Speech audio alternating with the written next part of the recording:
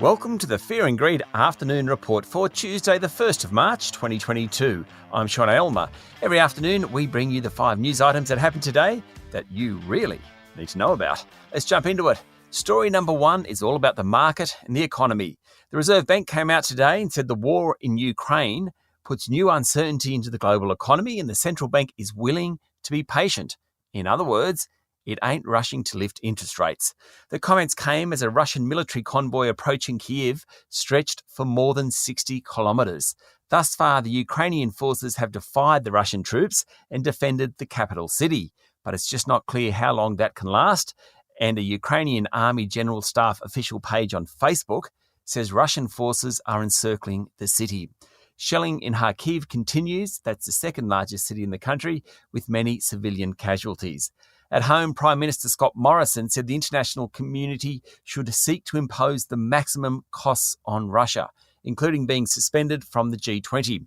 He said Australia had pledged $70 million worth of lethal and non-lethal support to help Ukraine, including the provision of missiles and ammunition. Story number 2 is the local market. The S&P ASX 200 finished up 0.7% today to 7,097 points. At one stage, it was much higher, but it faded in afternoon trading. Technology stocks were the stars, more of them in a moment. National Australia Bank and Commonwealth Bank also did well, up nearly 1.5%. Macquarie Group jumped 1.2%. The miners fell back, with Fortescue down 2.2%. And remember a couple of days ago, I told you about PointsBet? The US-based gaming group's share price was tumbling. Well, today it rose by nearly 18%. You can't say markets aren't fickle. Story number 3 is about the tech stocks. The technology sector jumped more than 5% in the first 2 hours of trading today, led by a big gain for Block, which has nearly erased its losses for the year after better than anticipated results last week. Block, of course, bought Afterpay earlier in the year. Block shares closed up 13% today on the ASX, while other large tech companies moved higher. REA was up 3.5%, Xero jumped 7%, and WiseTech Global advanced nearly 5%.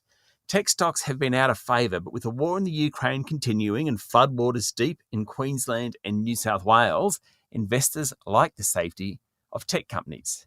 Story number 4 is all about the floods down the east coast. Now, New South Wales is bearing the brunt of the weather, with the flooding in the northern town of Lismore unprecedented. More than 300,000 residents are subject to 26 evacuation orders, and 17 council areas have been declared a national disaster. The state recorded its first death today from floodwaters, and about 600 ADF personnel have gone to the Lismore area. Disaster support payments have begun flowing, and more than 31,000 flood claims have been received. Premier Dominic Perrottet said the next few days in Sydney and the south coast of New South Wales will be very wet, and he suggested people should show caution before travelling. He suggested it could be a once-in-a-1,000-year disaster.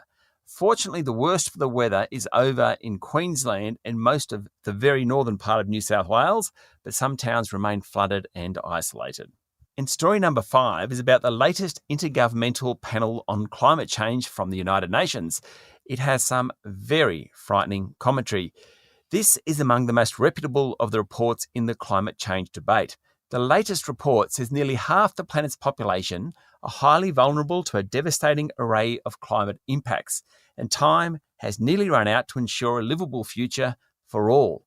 Species extinction, ecosystem collapse, insect-borne diseases, deadly heat waves, megastorms, water shortages, and reduced crop yields are all measurably worse due to rising temperatures. UN Chief Antonio Guterres says it's a damning indictment of failed leadership that is nothing short of criminal. That's it for the afternoon report for Tuesday, the 1st of March 2022. Michael Thompson and I will be back tomorrow morning for the Wednesday edition of Fear and Greed. I'm Sean Aylmer. Enjoy your evening.